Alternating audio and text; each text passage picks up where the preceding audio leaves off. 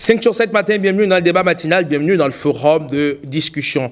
Le livre, objet culturel par essence, est aussi un produit soumis aux lois du marché. Au Bénin, où la lecture est une tradition plus ou moins ancrée dans les habitudes, l'industrie du livre est confrontée à un paradoxe. Comment concilier la passion des mots avec les exigences d'une économie de plus en plus compétitive ? Plus clairement, les auteurs béninois parviennent-ils à vivre de leurs plumes? Les librairies traditionnelles résistent-elles à la concurrence des plateformes en ligne? Le marché du livre est-il une industrie rentable dans notre pays?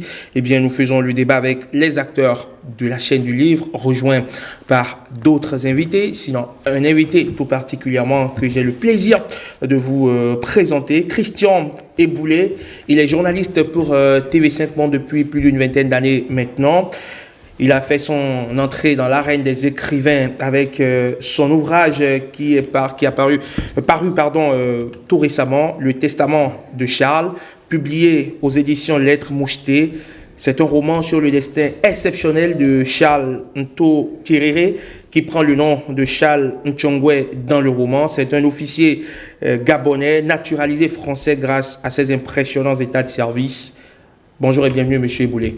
Bonjour Herman et merci de me recevoir. Mais c'est un plaisir de vous recevoir sur 5 sur 7 matin. Vous êtes avec votre ouvrage, le Testament de Charles, où évidemment le capitaine Nchongwe passe en revue son existence alors qu'il était au seuil de la mort. Et une question lui taraude l'esprit.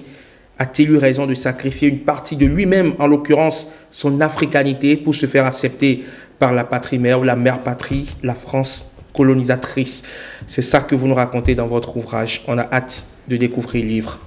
Absolument, c'est une histoire malheureusement qui s'est retrouvée très tôt dans les poubelles de l'histoire à cause de l'assassinat de Charles Nchorere qui a inspiré ce roman, qui quelque part s'est retrouvé malheureusement au mauvais endroit, au mauvais moment quelque part. Parce que le 7 juin 1940, au moment où il est fait prisonnier, avec les derniers hommes qui lui restaient, il n'aurait pas dû mourir.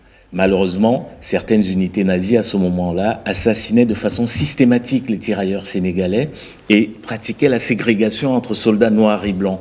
Voilà ce dont a été victime le capitaine Tirere, qui s'est opposé à cette ségrégation et au massacre des Sénégalais. Il a été tué pour cette raison. Très bien. On y revient tout à l'heure. N'Djom Christian Théophile Eboulé, vous êtes camerounais et vous êtes arrivé au Bénin seulement hier soir. Absolument. Mais ce matin, déjà très tôt, avant tout le monde, vous étiez déjà là. On vous dit merci. Merci pour ce sacrifice. Merci de m'accueillir. Pour venir porter ou partager la réflexion sur un sujet important avec nous. En plateau, avec moi également, Patrick Diossou, le patron de la division culture et société de la rédaction de la télévision nationale. Bonjour Pat. Oui, bonjour Herman, Rodrigue, Megan. Bonjour, et puis je voudrais juste avant qu'on évolue, qu'on ait une pensée pieuse pour un auteur qui est parti ce matin. Il était prévu pour être modérateur du 4e café littéraire, Aubin Torano. C'est un auteur que j'ai reçu ici à plusieurs reprises et il est l'auteur de Lettres à ma fille. Aubin est parti. Aubin, oui, paix à son âme. Et figurez-vous, Patrick, qu'hier, en préparant cette émission, en cherchant des images pour soutenir le plateau, je suis tombé sur une photo de l'ouvrage Lettres à ma fille. Oui. Je pense bien que je l'ai introduit dans les images que j'ai recherchées pour soutenir cette émission. C'était sans penser que ce matin, Aubin allait nous quitter. Allez, avec nous également ce matin, Elvire Adiamossi. Elle représente ou elle porte la voix de l'ADAC sur ce plateau. Bonjour et bienvenue. Bonjour. Comment allez-vous? Je vais bien, merci. Et vous-même, et bonjour à tout le monde sur le plateau. Bonjour. Et bonjour aux chers amis téléspectateurs. C'est un plaisir de vous recevoir, Madame Adiamossi.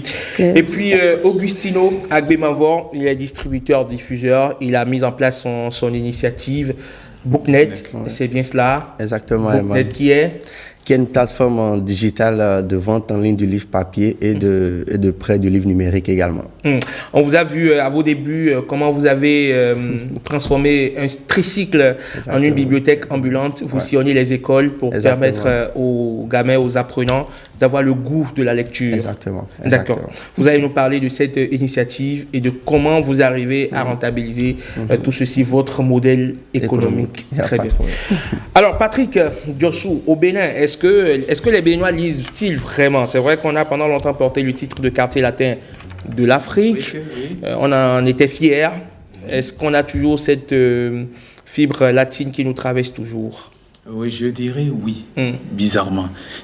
Je ne suis pas de ceux qui disent que les Béninois ne lisent plus. Je suis de ceux qui disent oui, ils lisent. Mais ils lisent quoi? C'est ça la grande question. Qu'est-ce qu'ils lisent? Ils lisent à travers tout ce qu'il y a comme médium, d'accord? Ils utilisent leur portable pour lire. Ils lisent. Maintenant, ceux qui lisent sont ceux qui ne sont pas toujours les personnes indiquées pour lire. Enfin, quand je dis les personnes indiquées, je parle du public en général. Tous ceux qui lisent ne sont pas nécessairement des gens habilités à lire. C'est ceux qui doivent lire pour qu'on puisse sentir que la lecture se fait. Pour qu'on puisse le sentir, il faut que les bibliothèques soient toujours pleines. Elles ne le sont pas toujours.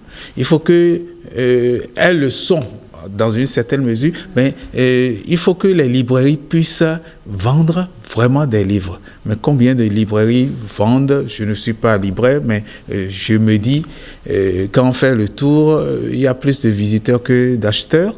Et quand on regarde tout cet ensemble et qu'on a l'impression que le niveau de langue est en train de baisser, on se demande, est-ce que les gens lisent? Mais ils lisent quand même. D'accord. Parce que lorsque vous lancez dans certains milieux, vous parlez d'ouvrages, vous demandez, vous avez lu tel ouvrage, tel autre ouvrage, vous êtes étonné de constater que les gens ont lu, que plusieurs personnes ont lu, que des gens ont essayé de lire au moins un ouvrage par mois. Là, je me dis, mais pourquoi on dit qu'on ne lit pas au Bénin? Très bien. Ça, c'est... Pour moi, on lit. D'accord. Monsieur Eboulé, quand on est écrivain désormais comme vous, parce que vous en faites pleinement partie désormais, quand on est écrivain, est-ce qu'on est mu par une volonté de transmettre un message ou quelque part aussi derrière on a envie de faire du business? Écoutez, votre question est extrêmement délicate.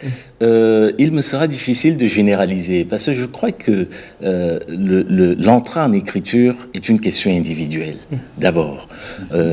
Ensuite, les motivations sont vraiment très variées. Dans mon cas, en tout cas, il ne s'agissait absolument pas de faire un business. Moi, j'ai été percuté par le destin du capitaine Charles Ntchoréré en 2010. Et avant cette date, je ne connaissais absolument pas l'existence de cet homme exceptionnel. Elle m'a été racontée par des jeunes Gabonais à Paris. Voilà comment je suis tombé dessus. Et au moment où j'apprends cette histoire, je ne suis pas destiné à en faire un roman. Au départ, je me dis que ce qui serait peut-être intéressant, c'est de faire connaître et de réaliser une sorte de devoir de mémoire par rapport à cet individu. Ensuite, le roman viendra comme une forme la plus appropriée pour atteindre le grand public. Mais pendant 14 ans, ça a été pour moi une sorte de voyage initiatique. Et si on veut faire du business, vraiment, il faut faire autre chose. Il faut s'occuper d'un autre secteur. La finance, sans doute, pour ceux qui veulent gagner des millions. Mais plus globalement, je pense qu'on ne se lance pas en littérature pour faire du business. Ce qui ne veut pas dire que la chaîne du livre n'est pas une industrie. Ça, je pense que les deux choses ne se conjuguent pas de cette façon-là, mais la chaîne du livre est bien une industrie. L'écrivain, aussi. dès lors, vivra-t-il de passion, de réputation et de quelques, on va dire, de quelques passionnés du livre qu'il rencontre dans la rue, émus de rencontrer peut-être leur idole sur une avenue ou dans un restaurant? L'écrivain vivra-t-il de cela? Je ne crois pas que ça puisse nourrir son homme, hein, très très sincèrement. Au Bénin en particulier, je crois qu'il est admis que les écrivains ne vivent pas de leur plume.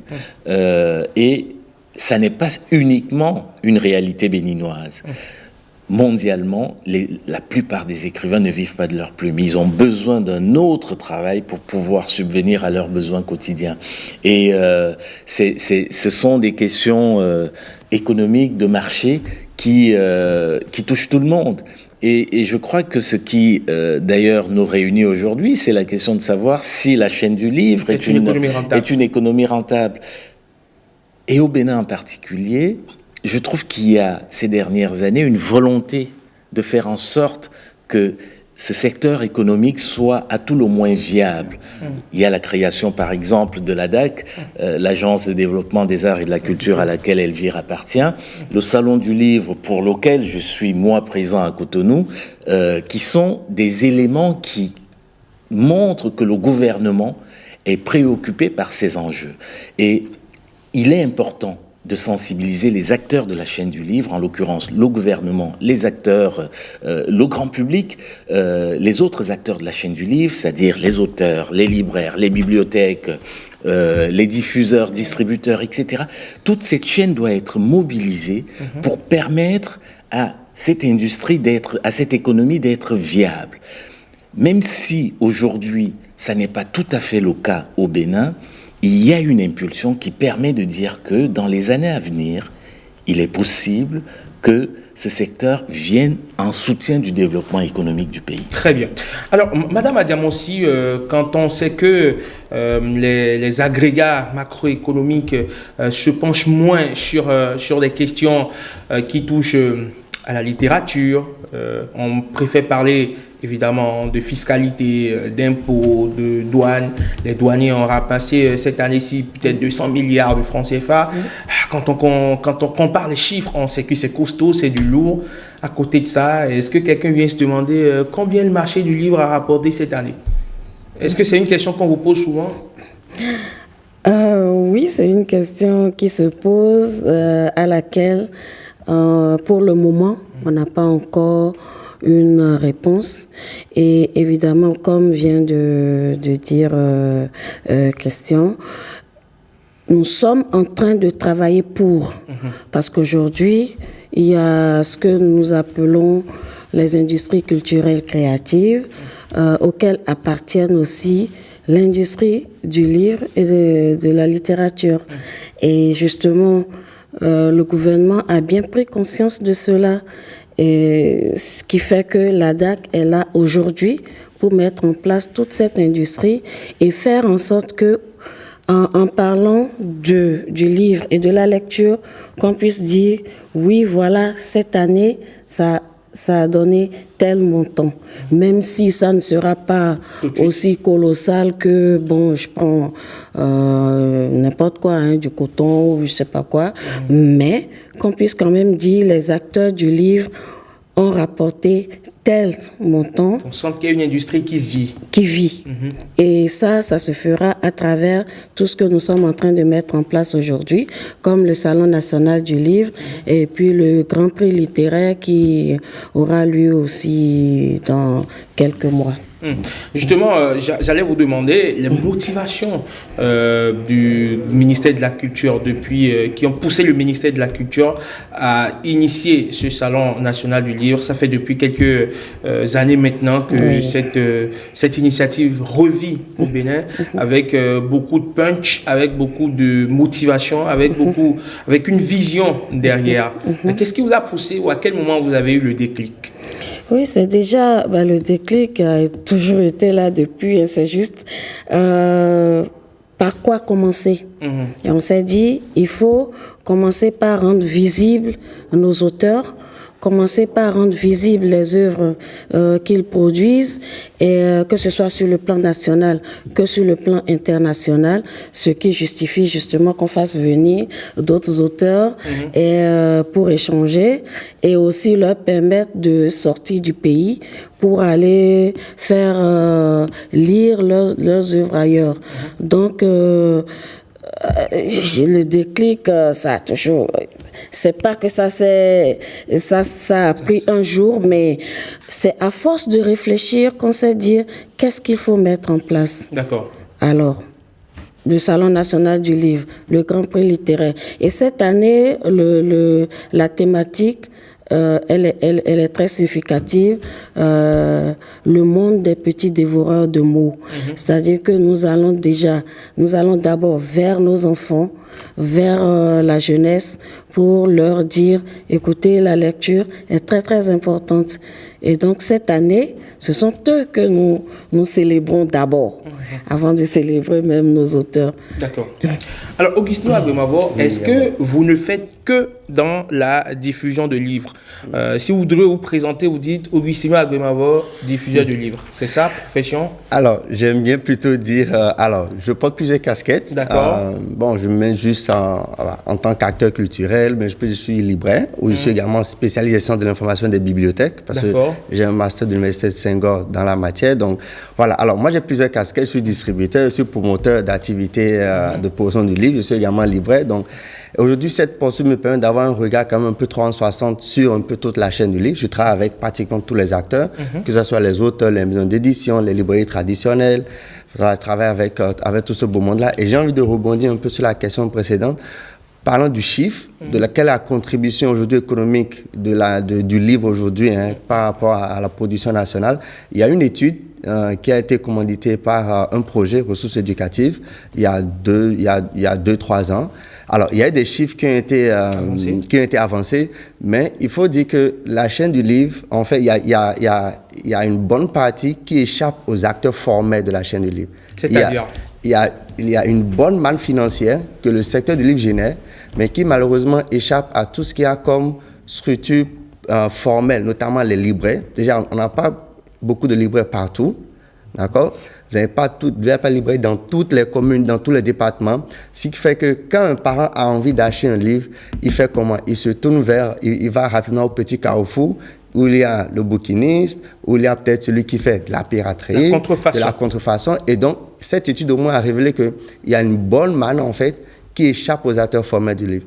Parallèlement, la chaîne du livre également, il y a une composante qui est les éditeurs, qui en fait occupe une place assez importante dans la chaîne du livre, mais qui également souffre à vraiment occuper toute sa place. Il y a tout un volet promotion, diffusion, qui échappe un peu aux maisons d'édition et qui fait que parfois les maisons d'édition sortent les livres, mais qui sont un peu inconnus du grand public. Donc, vous voyez, la chaîne du livre, il y a plusieurs maillons. Et moi, j'aime bien dire que tous les maillons doivent travailler un peu en symbiose, d'accord? Et nous, ce que nous faisons, c'est d'amener tous ces maillons-là à un peu travailler ensemble. Et l'élément que nous apportons, c'est le numérique. D'accord. Aujourd'hui, on est au 21e siècle. On a toujours fait les choses d'une certaine manière jusqu'à présent. On parle de livres. Aujourd'hui, on a plus de facilité à avoir accès à tout ce qu'il y a comme tablettes, applications et tout. Et ce qui fait que le public qui doit lire, donc les jeunes, les enfants, va de moins en moins vers, d'accord? Et donc, comment nous on fait? Alors, comment on anticipe comment on change de paradigme, comment on change de stratégie pour davantage créer un marché du livre, d'accord? Pour créer davantage de lecteurs, pour que ces lecteurs-là, après, aillent en librairie acheter. Ça, c'est le nouveau paradigme désormais. D'accord. Oui. Je voudrais prolonger ce qu'Augustine vient de dire, qui est très important. Ce diagnostic-là qui a été fait, c'est un rapport qui a été commandé par l'Institut français du Bénin en 2022. Et le rapport en question dit il parlait d'informel, 80% par exemple des libraires qui sont dans le secteur informel. C'est important à dire. Pourquoi? Parce que seuls 20% se retrouvent dans le circuit formel et permettent donc aux institutions, au gouvernement par exemple, de récupérer quelques ressources. La TVA par exemple, qui est importante pour financer la chaîne du livre. Il y a un autre chiffre qui me paraît significatif, c'est que Augustine parlait tout à l'heure des maisons d'édition. Ce rapport a permis de comprendre que les imprimeurs qui brassent un chiffre d'affaires de près d'1 milliard de francs CFA, c'est considérable, marginalisent les maisons d'édition qui, par conséquent, n'ont pas les moyens d'effectuer, par exemple, la promotion dont parlait Augustine tout à l'heure, ou de rémunérer convenablement leurs auteurs, justement, qui ainsi pourraient vivre. Comment est-ce que ça fonctionne avec les maisons d'édition? Je suis Tartampion, je veux publier mon ouvrage, je veux voir une maison d'édition. On me dit c'est soit à compte d'auteur ou à compte d'éditeur. Vous allez nous expliquer tout ceci. Comment est-ce que ça se fait le partage? Quels sont les critères qui permettent de fixer le prix du livre? Que reçoit l'auteur? Que reçoit la maison d'édition? Comment ça se fait le partage? Comment est-ce que la maison d'édition tire profit de cette activité? Est-ce que vous pouvez nous expliquer? Alors, si je commençais peut-être par le début de votre question, à savoir les contrats. On édite soit à compte d'auteur, soit à compte d'éditeur. Et moi, je vais parler d'abord du contrat d'édition. Le contrat d'édition, qui est celui que j'ai eu la chance et vraiment le privilège, c'est une chance et un privilège d'avoir un contrat d'édition aujourd'hui, tellement c'est difficile pour les éditeurs. Dans ce cas-là, c'est un éditeur qui est intéressé par votre texte, votre manuscrit, tout part de là, et qui décide, lui, d'investir son argent pour faire exister votre livre. C'est un objet, mais un objet qui sort d'une chaîne de production. Il y a une chaîne importante dans laquelle il y a des coûts qui permettent au livre ensuite d'être disponible. Donc, le contrat d'édition, c'est exclusivement l'éditeur qui décide. Ensuite, le contrat d'auteur, qui est autre chose, c'est la plupart du temps des coûts qui pèsent sur l'auteur qui veut faire paraître un texte, globalement, pour qu'on comprenne. C'est-à-dire que Tartampion, dont vous parliez, qui veut sortir son livre, va aller voir un éditeur et cet éditeur va lui dire « ça coûte X milliers de francs CFA ». Il donne l'argent et le livre paraît pour aller vite. Globalement, on a ces deux types de contrats qui existent. Alors, vous demandiez comment est-ce que ensuite l'auteur, l'éditeur, etc. se rémunèrent. Je ne parlerai pas du contrat d'auteur, puisque par essence, puisque c'est l'auteur qui investit l'argent, on parlera difficilement de rémunération. Il récupérera difficilement son argent, sauf exception. Dans le cas du contrat d'édition, en revanche, il y a un contrat qui est signé entre l'éditeur et l'auteur. Parfois, il y a même un troisième interlocuteur. Dans mon cas, j'ai un agent littéraire. D'accord. Et donc, c'est une sorte de triangulation. L'agent, l'auteur et l'éditeur sont représentés dans le contrat. Il y a une répartition qui est faite. Généralement, il y a des usages qui existent depuis longtemps qui font qu'autour de 10%, c'est la rémunération de l'auteur. Vous demandiez combien l'éditeur. J'ai cru comprendre, je ne suis pas un très grand spécialiste de ces questions, mais autour de 29%, c'est ce qui peut revenir à l'éditeur. Ensuite, tous les autres acteurs de la chaîne qui vont de l'imprimeur, le libraire, le diffuseur, pour parler d'Augustine tout à l'heure. Absolument. Voilà, lorsqu'on parle de livre de jeunesse, où il y a l'illustrateur qui intervient, là également, le pourcentage est également morcelé à toute cette partie-là. Je plaçais juste là. Exactement. Donc, tous les acteurs de cette chaîne de production reçoivent un petit pourcentage ou un gros pourcentage des revenus qui sont générés par ce livre.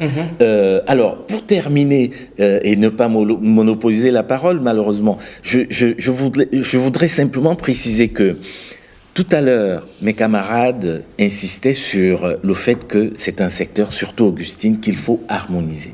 J'ai cité beaucoup d'acteurs dans la chaîne. Je vais donner un exemple. En France, par exemple, il existe ce qu'on appelle le prix unique du livre. Pourquoi est-ce qu'on a fait un prix unique? C'est-à-dire que quand vous allez en France, ce livre que l'éditeur a fixé à 16 €, ce sera le même prix que vous alliez dans une librairie, sur un site internet, dans un supermarché, etc. Partout, le livre coûtera le même prix.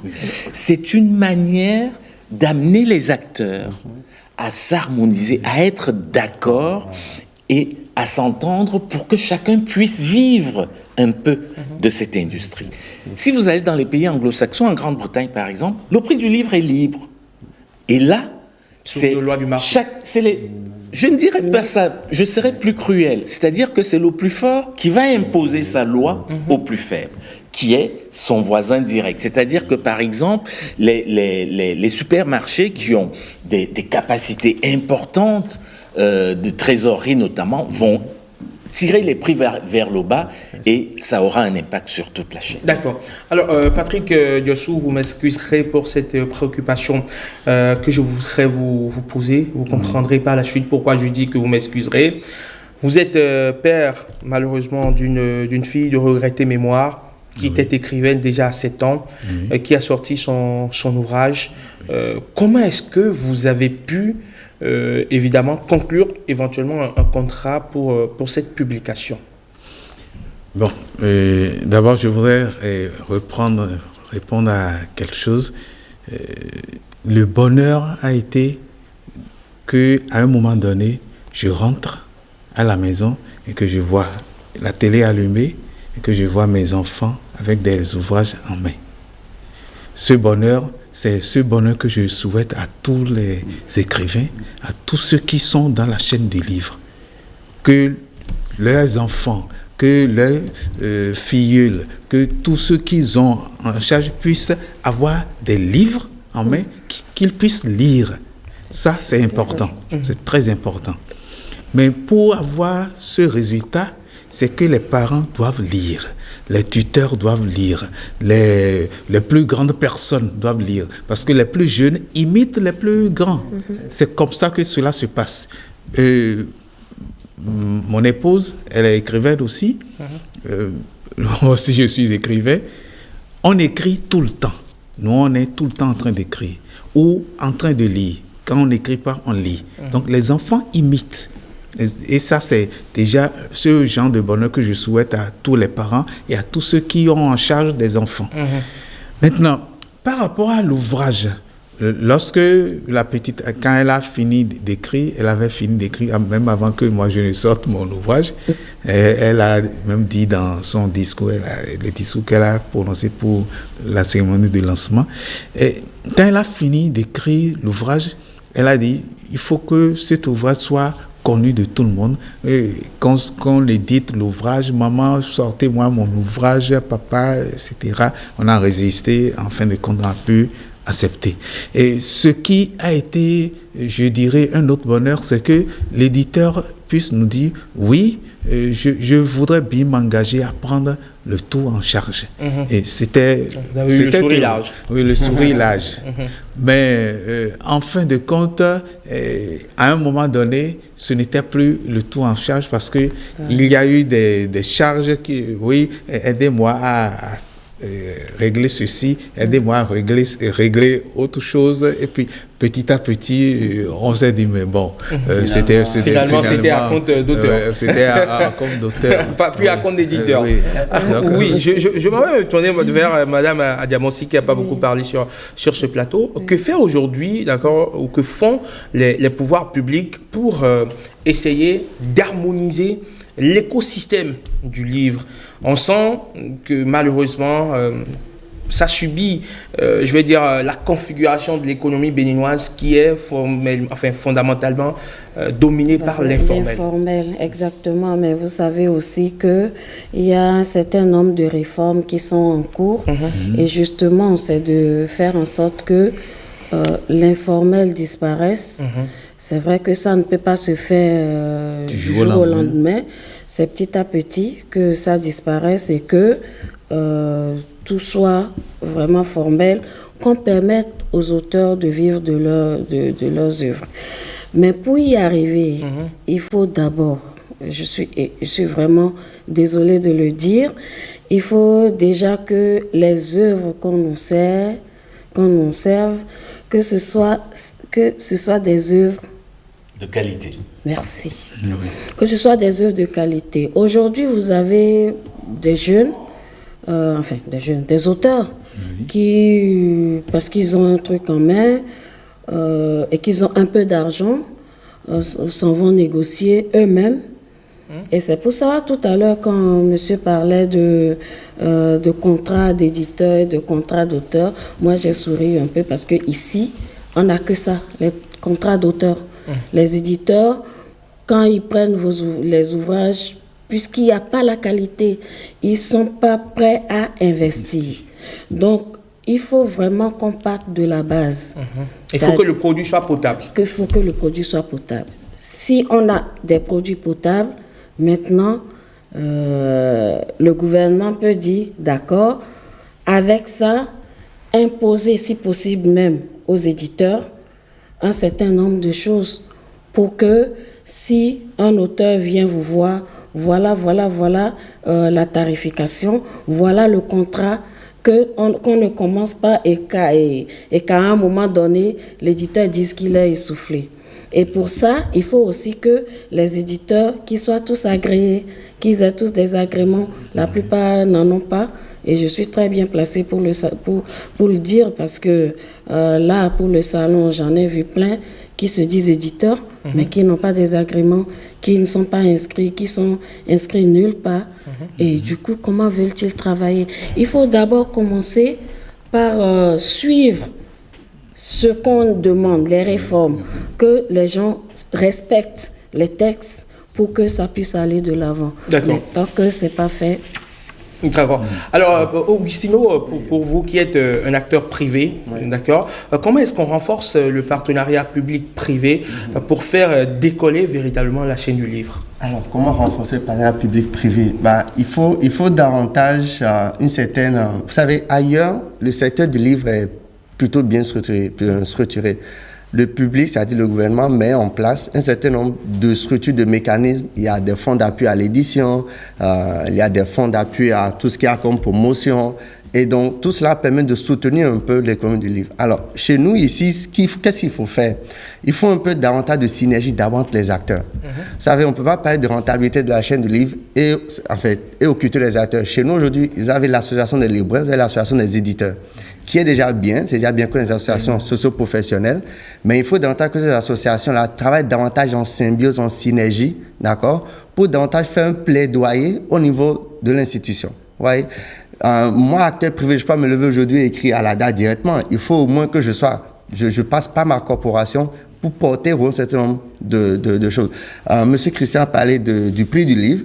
Aujourd'hui, c'est un débat, c'est un sujet qui est sur la table. On n'a pas encore évacué cela, d'accord?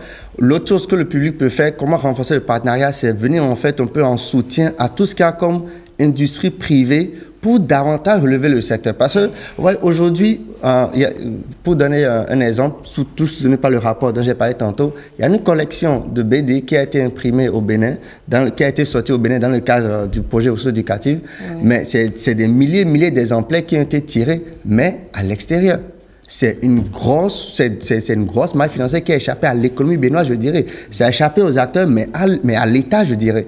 Alors que si derrière l'État soutenait un peu des privés qui veulent investir dans différents maillons de la chaîne du livre, on pourrait avoir de gros imprimeurs, par exemple, qui pourront prendre en charge des marchés locaux et aussi des marchés internationaux. Donc, vous voyez, il y a un investissement en capital et aussi en opportunité de marché, parce que un imprimeur, il ne va pas juste imprimer que des livres, il va imprimer également d'autres choses. Donc, il faut qu'il y ait une session un peu de marché, d'opportunités au niveau étatique à ce genre de structure-là pour que davantage la chaîne de livres vive.